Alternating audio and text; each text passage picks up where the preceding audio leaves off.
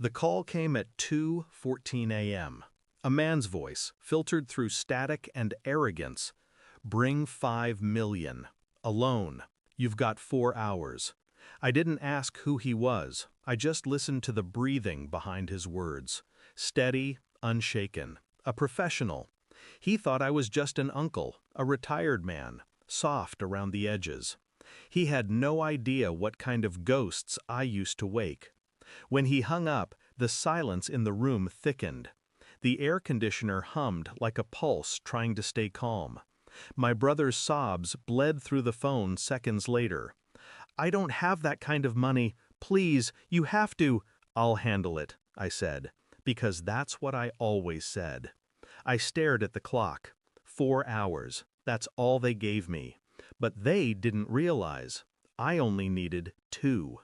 Her name was Lily, 8 years old. Brown curls, missing tooth, drew me as a super soldier with a crayon rifle and a smile that looked like forgiveness. She was the only clean thing left in this family. The ransom call wasn't random. They used my name, my history, soldier.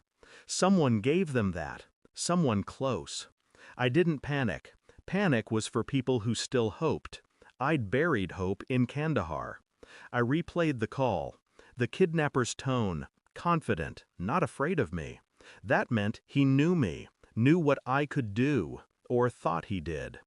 My brother's voice cracked on the phone again, desperate, trembling.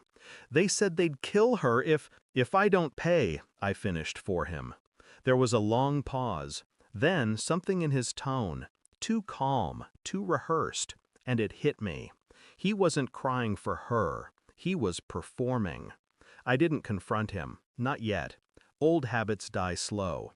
I let silence do the digging. I checked my truck for trackers, found one behind the rear fender. Government issue, not civilian. Someone with access planted it. I traced the call, bounced through 3 prepaid numbers, but one registered purchase led to my brother's company card. He'd made it look like a robbery, but the call was his. The plan was simple. The kidnappers take the girl, he cries, plays the victim, I pay the ransom, they split the money, Lily gets returned safely, none the wiser. Except things like this never end safely. I called in a favor, one of the few I had left. A name, an address, a warehouse outside the city. Thermal imaging showed 4 men inside, one small heat signature tied to a chair. Lily. I packed no guns, just rope, zip ties, and a silence that's been waiting years to breathe. I arrived at 4:47 a.m., 3 men guarding the entrance, the 4th pacing near the girl. They weren't ready. No one ever is. 11 seconds later, it was over. No noise, no mercy, just precision. Lily trembled when I cut the ropes. "Uncle, I was so scared." I held her close, smelled smoke and sweat and innocence barely holding on. "You're safe now." She looked up at me. "They said Daddy was coming too." I froze. Her voice was small. "They said Daddy was the boss." I didn't correct her. I just held her tighter, because now I knew everything I needed to. I drove straight to my brother's house. He was waiting by the window, pretending to pray.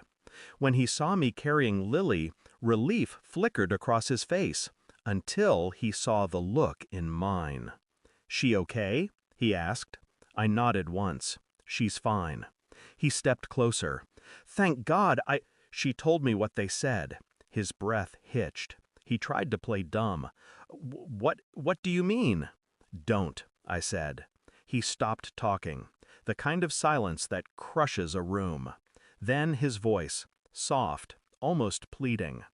"It was supposed to be easy, just money. No one would have been hurt." I looked him in the eye. "You sold your daughter to fake men for real money." He fell apart in front of me. I didn't hit him, didn't shout.